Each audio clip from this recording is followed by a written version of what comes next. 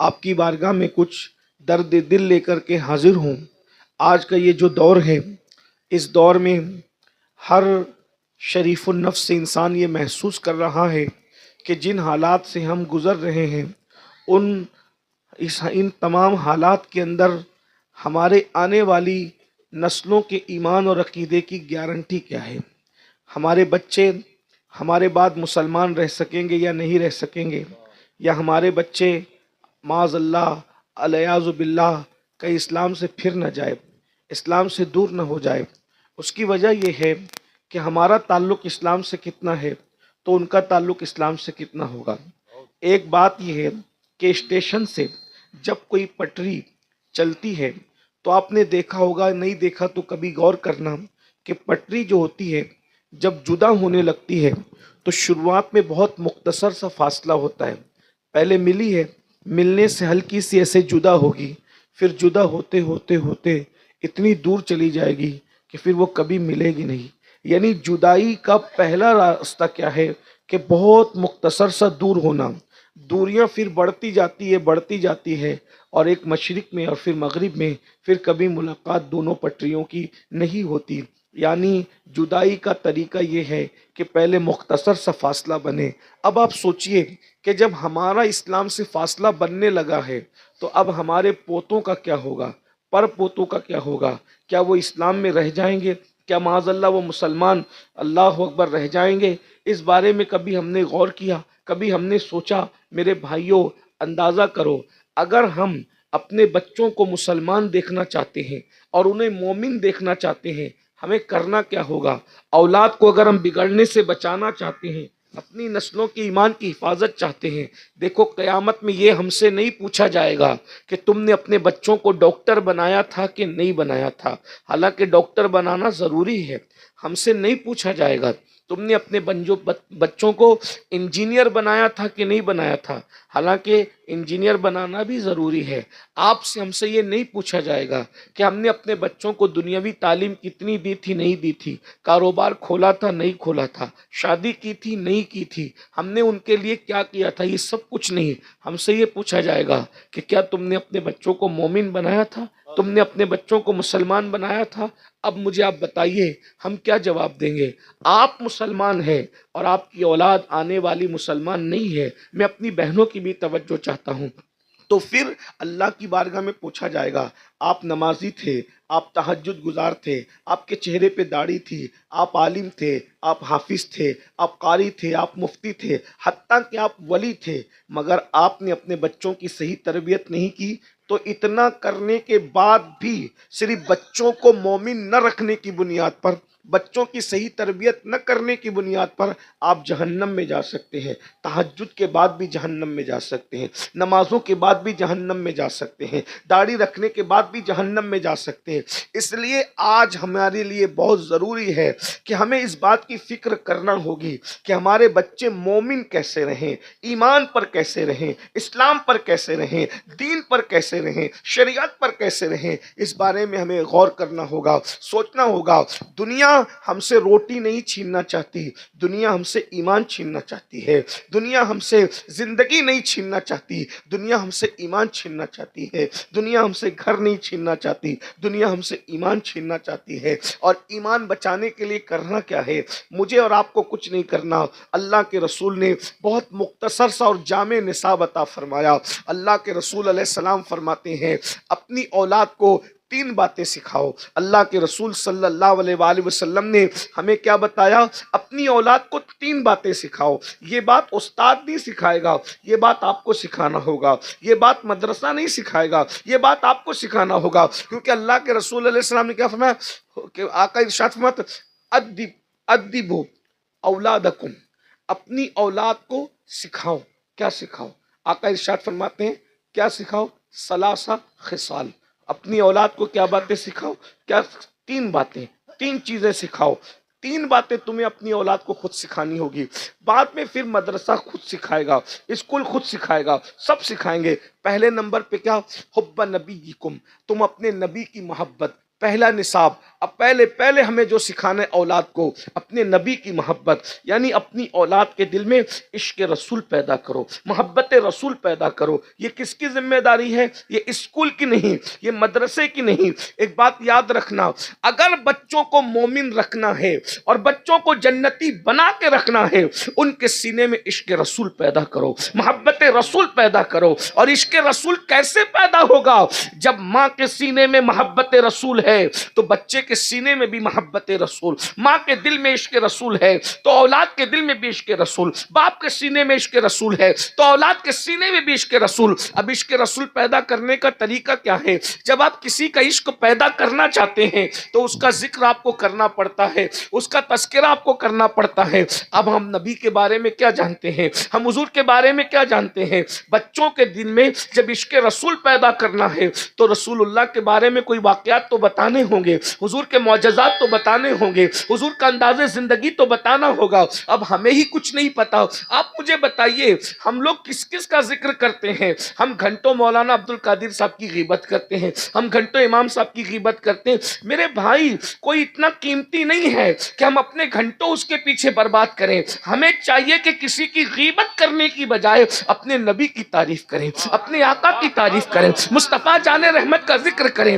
اپنے وقت کو ضائع مت کرو۔ ارے غیبت کرو گے تو وقت ضائع ہو جائے گا، نبی کی تعریف کرو گے تو وقت قیمتی ہو جائے گا۔ اگر غیبت کرو گے تو جہنم میں جاؤ گے، تعریف مصطفیٰ کرو گے تو دنیا تمہارے ڈنکے بجانے لگے گی۔ آپ سے پوچھتا ہوں، ارے جلسہ کسی سلسلے کا ہو، عرس کسی کا ہو، امام احمد رضا کا نعرہ کیوں لگتا ہے؟ اس لیے کہ امام احمد رضا نے کسی کی غیبت کے لیے وقت نہیں دیا، امام احمد رضا نے تعریف مصطفیٰ کے لیے وقت دیا۔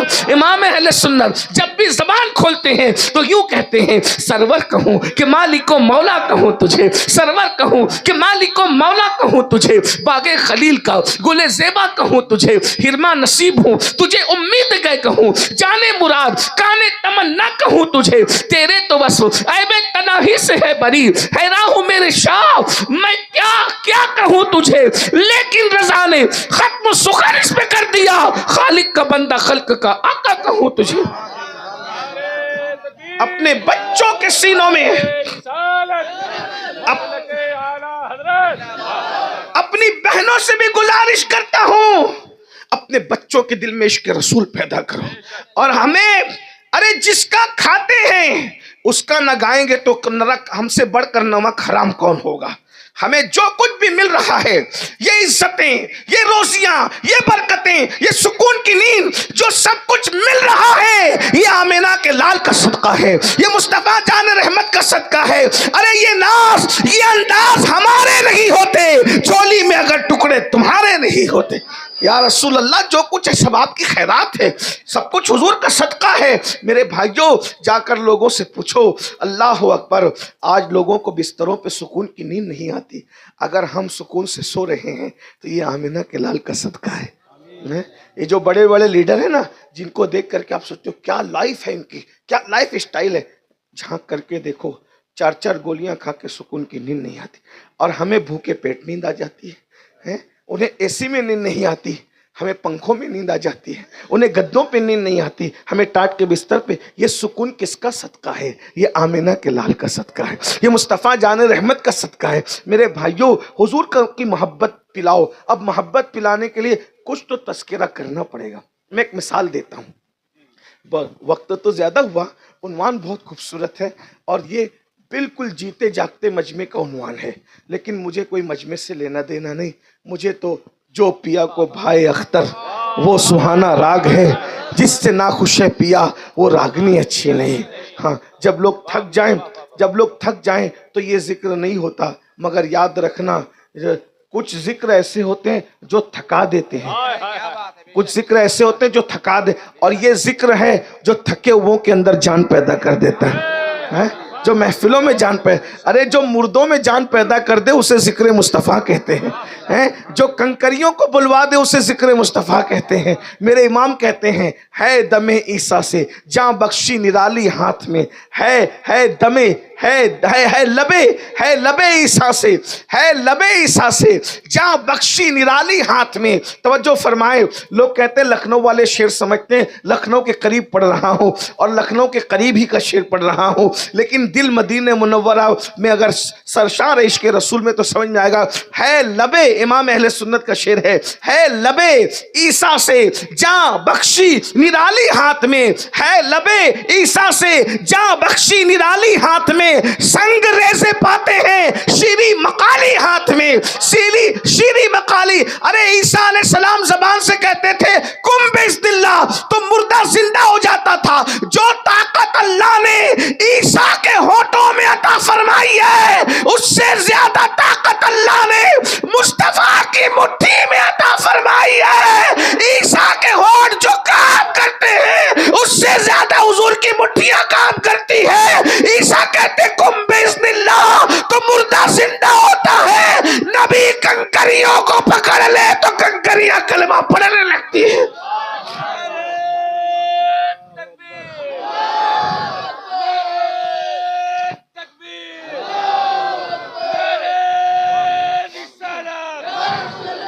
حضور، اگر حضور کا عشق پیدا کرنا ہے تو حضور کا ذکر تو کرنا پڑے گا، اور حضور کا ذکر اتنا لمبا چوڑا ہے، میں مختصر کرتا ہوں. دیکھیے ایک مثال آپ کے سامنے رکھتا ہوں، چلیے کہیں سے شروع کرتے ہیں.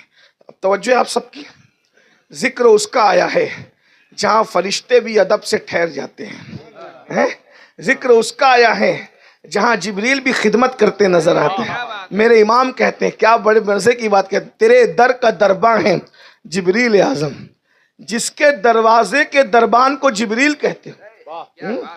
جس کے دروازے کے دربان کو جب جبریل دربان اتنا عظیم ہے تو وہ گھر والا مصطفیٰ جان رحمت کی عظمتوں کا عالم کیا ہو. مسلمانوں کلمہ کس کا پڑھتے ہو؟ تیرے در کا درباں ہے جبریل اعظم، تیرا مدح خواہ ہر رسول و ولی ہے، اور کہتے ہے بیتاب جس کے لیے عرش اعظم ہے.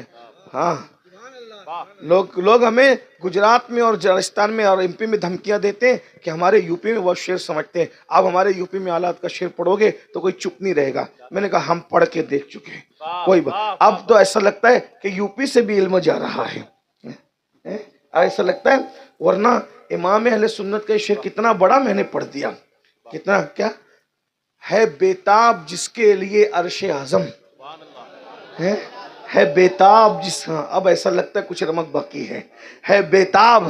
ہاں آگے ہے بیتاب جس کے لیے عرش اعظم، ہے بیتاب جس کے لیے عرش اعظم بیتاب ہے. وہ کیا ہے بیتاب جس کے لیے عرش اعظم، وہ اس راہ روے لامکاں کی گلی ہے. وہ اس راہ روے لامکاں جس کی گلی کے لیے عرش بیتاب ہو. اہلیان ممبر کی بھی دعائیں چاہتا ہوں، توجہ تو فرمائے. جس کے لیے نہیں، جس کے نبی کے لیے عرش بے چین نہیں ہے، نبی کی گلی کے لیے عرش بے چین ہے. جس کی گلی کے لیے عرش بے چین ہوتا ہے اسے محمد الرسول اللہ کہتے ہیں. جب گلی کا اور دربان کا یہ عالم ہے تو ذات مصطفیٰ جان رحمت کا عالم کیا ہو. مصطفیٰ جان رحمت